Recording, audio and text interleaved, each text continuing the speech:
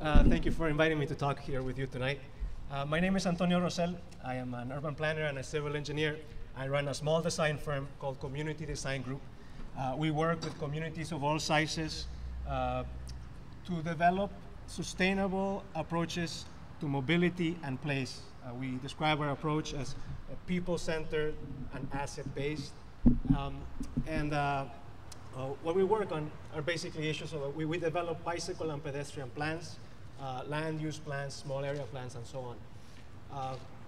One of the things that was very exciting to me about being invited to meet with you, to speak to you tonight, was the way that Colin and Troy presented this opportunity. And they say, what we would like to hear from you is what makes you excited about your work, what gives you hope in your work.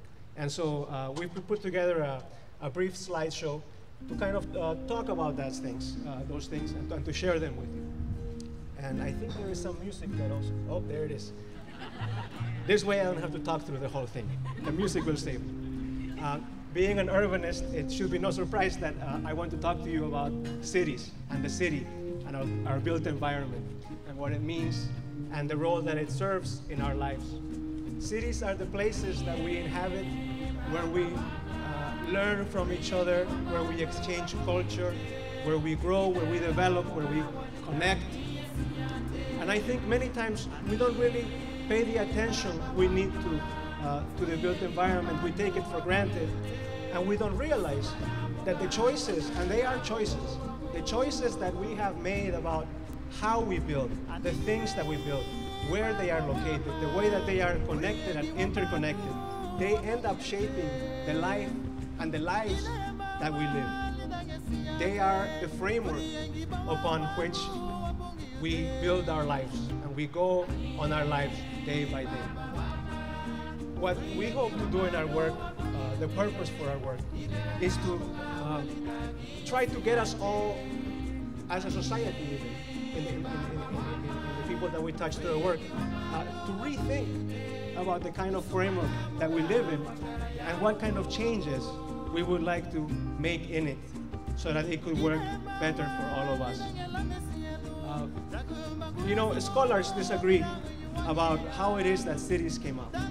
You know, some say that we the humans developed cities to seek safety.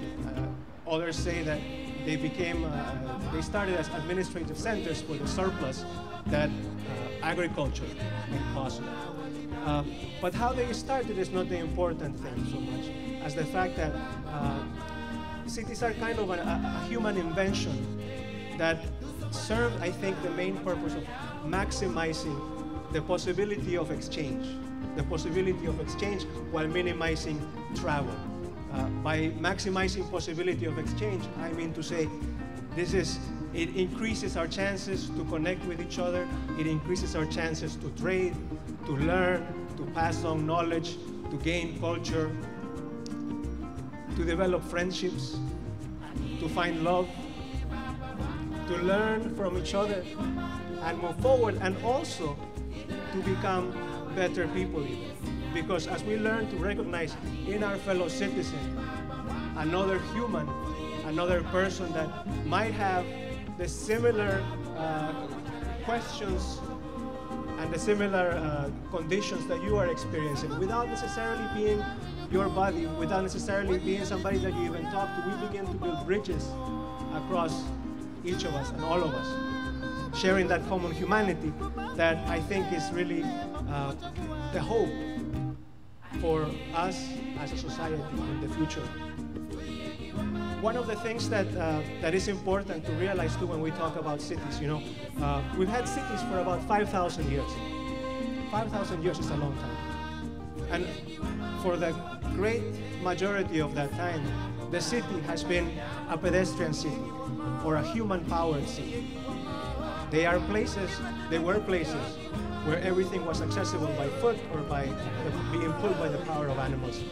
Within the last 100 years, and actually even less than that, you know, after the introduction of the automobile, and especially in this country, we have decided that rather than our cities being places to maximize exchange while minimizing travel, we have done the opposite. We have flipped it so that we are actually maximizing travel while minimizing the possibility of exchange. We have created landscapes that are hostile to our citizens. And you know, not everyone can drive. You know, what do the seniors do? What do the young people do? What do those of us that can't afford a car do? What kind of city do we build where it becomes so difficult to do the things that, as people, we need to do in our daily lives? And so one of the things that we do in our work is to try to share examples about what could be